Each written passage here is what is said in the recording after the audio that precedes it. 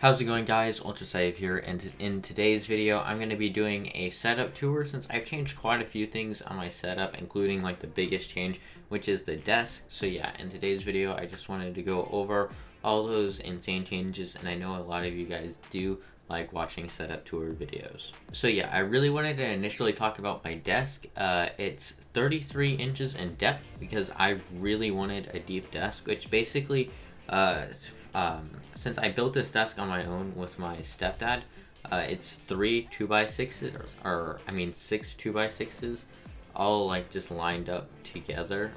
We initially just cut them in two to make the desk to our like likings and size. They're 12 feet long, just 2x6s, and then to get the width of the desk, it is cut down to 68 inches wide with 33 inches of depth. So this is like the perfect depth for me. It fits right in like the nook of my room. It just is like a cutout along the side of my closet. It fits perfectly. I took a little bit of space out so I'd be able to mount things onto the sides of the desk, which is absolutely perfect. It gives me a ton of room to lay my arms on the desk when I need to, and I'm like an arm gamer. So I really like to be like the ability to lay my arm on my desk, which kind of leads into the next thing. I have this thing called a compression sleeve. I first saw Myth wearing one on stream and wondered why he was wearing it, because it doesn't really, like, you're gaming, you don't really need any extra blood flow or anything else. But the thing is, if I have really clammy hands and I just get anxious all the time, so my arms, they kind of get sweaty, damp, and since this desk is so smooth, my arms start sticking to the desk, which is very uncomfortable.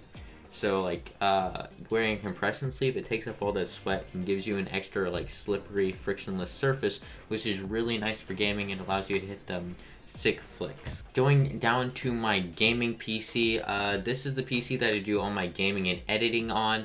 So my CPU is a Ryzen 7 1700. I have 32 gigabytes of RAM. I need that necessarily, like, I don't necessarily need that for gaming. I used to have 16, but I ran into a lot of problems with editing, so I upgraded to 32 gigabytes of RAM, and yeah, now everything's absolutely perfect. And to pair that, I have a GTX 1066 gigabyte from EVGA, which is really nice. It does all my editing needs and gaming needs perfectly fine. I can get 144 FPS in games as long as I scale them back a little bit on the 1080p settings. Now, going over to my streaming PC, that was my gaming PC from my last video. I mostly moved all those parts over to my streaming PC. Still in the same cases from last video. I'm planning on upgrading my gaming PC case in the future to a Fractal Design Define S2 or some other case from Fractal Design, like a Meshify C. I don't really know, but that's kind of like the route I'm going along for that one. But right now, this one is a nicer case. It is the Cougar MX330. In this PC is an FX 32 something. 3820E, I think, FX 3820E if I'm like not incorrect. GTX 750 Ti. I don't really need a powerful GPU. All I do is stream 720p.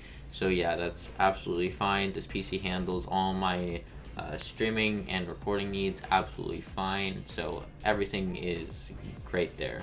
Next, moving on to my microphone, I have a Rode PSA-1 mic arm or boom arm, whatever you want to call it, just to hold my mic up. The Rode PSA-1 is probably the best one out there.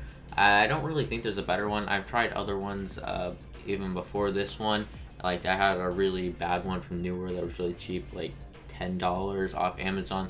That was really bad. I used to use that for my Samson Meteor mic, but it eventually, like, it worked perfect for the situation, but eventually I wanted to upgrade, so I have the PSA-1. And connected to the PSA-1 is my blue shock mount for my Blue Yeti.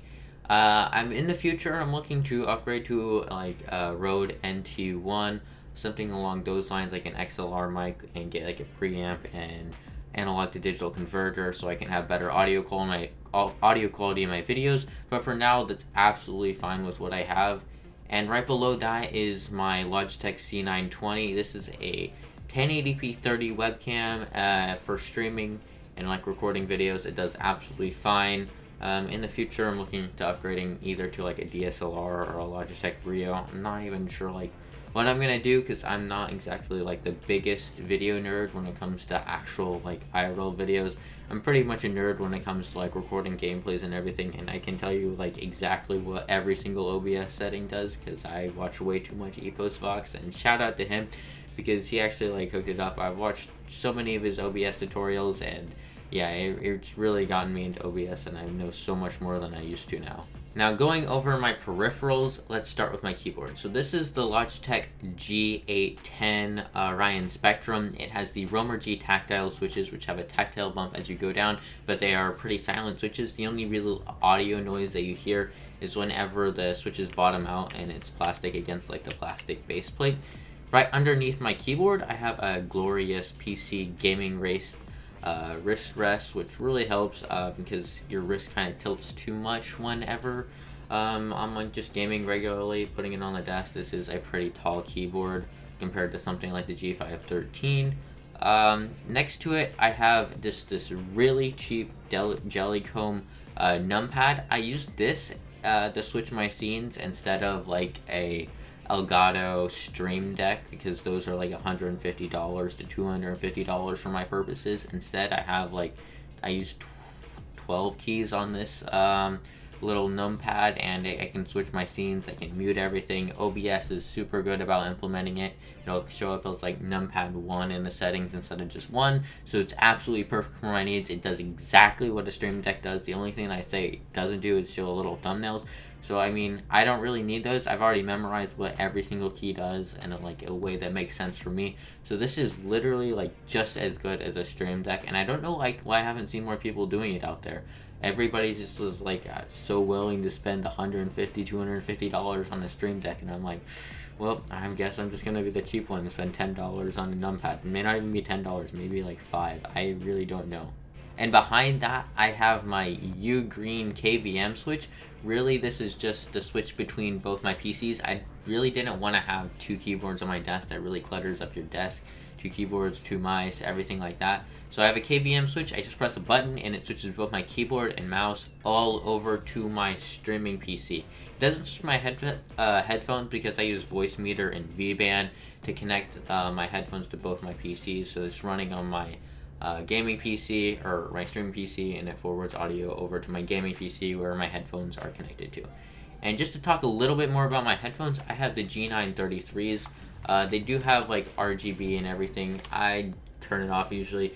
It uses up a lot of the battery and I find it unnecessary. So yeah, these headphones are really nice. They have surround sound. I'm not really a surround sound kind of person. I think sounds a lot fuller when you're in stereo mode.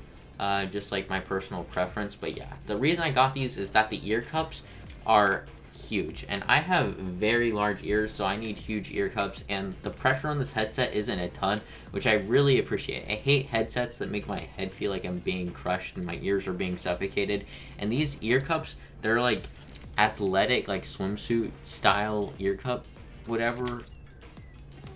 I don't know what they are, but they really let your ears breathe when you're wearing them for long gaming sessions. I can go like 8 hours at a time, and like I'll be really comfortable wearing these G933s.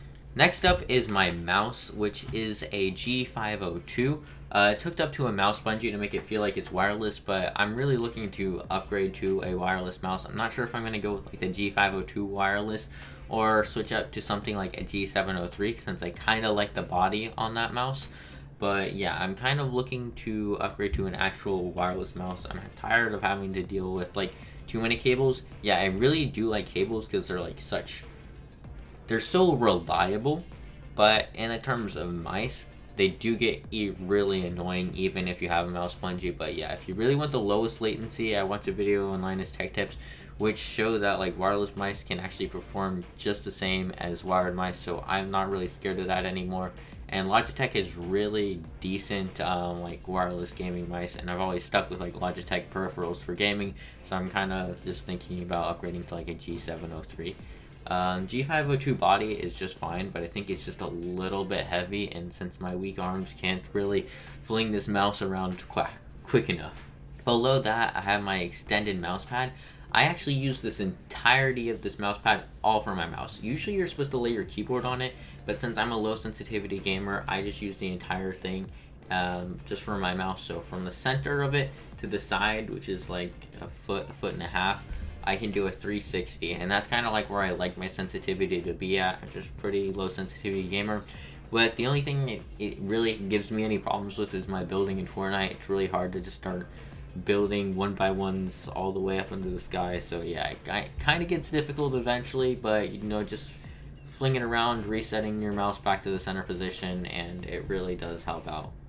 Next thing I want to talk about is my mic on my gaming PC, and that is a Samson Meteor mic. I use that for talking to my teammates in game, because voice meter has a little bit of lag when I'm using my Blue Yeti for my connected to my streaming PC over to my gaming PC. It adds like another second delay, and I don't want them like to hear a second cutout when I'm making a call out, because they may not understand what I'm saying. And right where my Samson Meteor mic is sitting on is my Acer Xf 240, which is a 24-inch 144 Hz monitor. 1 second delay, GeForce compatible. It's actually a FreeSync monitor, but it has did I say GeForce compatible? I meant G-Sync. I'm so sorry, guys. But yeah, G-Sync really does help out in games, especially if you're getting slightly below 144 FPS, because that sometimes happens on my GTX 1060. It definitely helps out a lot. To the left of that is my other Acer monitor. It's a 60 Hz 24-inch monitor. This is what I use on my streaming PC to monitor all my streams.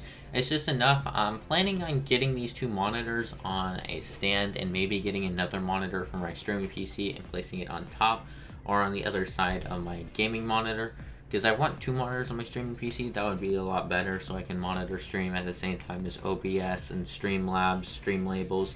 Yeah, it would just help out a lot for like being able to monitor more things. And over on the right, we had the most important part of any gaming setup, which is the printer.